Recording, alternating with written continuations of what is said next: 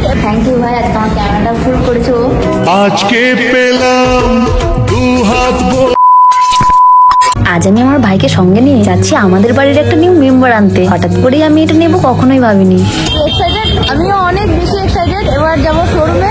সত্যি কথা বলতে আমি এতটা এক্সাইটেড ছিলাম যে তাড়াতাড়ি করে এটিএম এ গিয়ে আমার কিছু জমানো টাকা থেকে হাফ টাকা তুলে নিলাম নতুন মেম্বারকে নিয়ে আসবার জন্য। সত্যি কথা বলতে আমি এই টাকাগুলো যখন এটিএম মেশিন থেকে তুলছিলাম না, আমার অনেক বেশি কষ্ট হচ্ছিল, কারণ আমি এই টাকাগুলো একটু একটু করে জমিয়ে রেখেছিলাম আমার বাবার একটা শখ পূরণ করবো বলে। কিন্তু কথাই আছে না, আমরা সবসময় যেটা ভাবি সেটা হয় না, তাই সময়ের সঙ্গে সঙ্গে আমাদের ইচ্ছাগুলোকেও পরিবর্তন করতে হয়। যাই হোক, তারপর আমি আমার আব্বু মাকে নিয়ে চলে আসলাম বলছি চৌমাথায় রাজদার ইয়ামা শোরুমে। হ্যাঁ, আমি চাইলে এটা বর্ধমানে যে কোনো ইয়ামা শোরুমেই নিতে পারতাম, কিন্তু ওই যে বলে না মানুষের ব্যবহারই মানুষের পরিচয়, ঠিক তেমনই রাজদার ব্যবহার এত ভালো যে আমি বর্ধমানের কোনো শোরুমের দিকে তাকিয়েই দেখিনি। আসলে রাজদাও আমাদের মতো একটা মিডিল ক্লাস ফ্যামিলি থেকে লাইফে সাকসেস পেয়েছে, তাই আমাদের মতো মিডিল ক্লাসদের কষ্ট রাজদা খুব ভালো করেই বোঝে। যাই হোক, তারপর আমি সব কাগজপত্রগুলো রাজদার কাছ থেকে ভালোভাবে বুঝে নিচ্ছিলাম। আমি আজ এটা নিজেও জানি না আমি এই ডিসিশনটা ঠিক নিয়েছি কি ভুল, শুধু এইটুকু জানি আমার মন যেটা বলেছে আমি সেটাই করেছি। রাজদার যখন টাকাগুলো গুনছিল, কেন জানি না আমার তখন মনের ভিতর অনেক বেশি কষ্ট হচ্ছিল। আসলে বললে বিশ্বাস করবে না, আমি এই টাকাগুলো একটু একটু করে অনেক কষ্ট করে জমিয়ে রেখেছিলাম, আবার আমার আব্বুর শখের জিনিসটা গিফট করার জন্য। তবে সেটা তো এখন আর পারলাম না, তাই আর মন খারাপ না করে গাড়িটার উপর থেকে পর্দাটা সরিয়েই ফেললাম।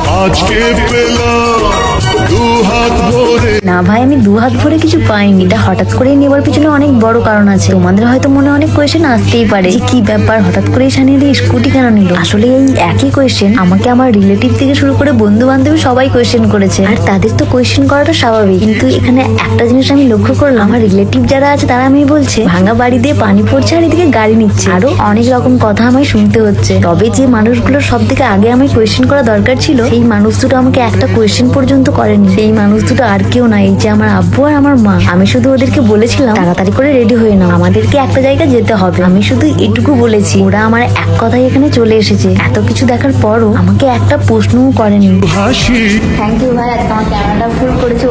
সত্যি আমার ভাই আমাকে আজ অনেকটা হেল্প করেছে। আর আব্বা মাকে আমি শুধু একটা কথাই বলতে চাই, এই যে তোমরা তোমার মেয়েকে এতটা বিশ্বাস করো, সেটা দেখে আমার যে কতটা ভালো লাগছে আমি বলে বোঝাতে পারবো না। আমি জানি তোমরা খুব ভালো করেই জানো তোমাদের মেয়ে কখনো ভুল কাজ করবে না। আমি শুধু তোমাদের কাছ থেকে এই বিশ্বাসটুকুই চাই। যাই হোক, আমার মা বাবার মনে হয়তো কোয়েশ্চেন নেই, কিন্তু তোমাদের মনে অনেক কোয়েশ্চেন আছে। তবে এই স্কুটারটা নেবার পিছনে অনেক কারণ আছে। আচ্ছা, তোমাদের কি মনে হয় আমি এটা কি কারণে নিতে পারি? আর তোমাদের কি মনে হয় তোমাদের সানিয়া দিয়ে কি কিছু ভুল করলো এই গাড়িটা নিয়ে? পারলে আমায় একটু কমেন্টে জানিও।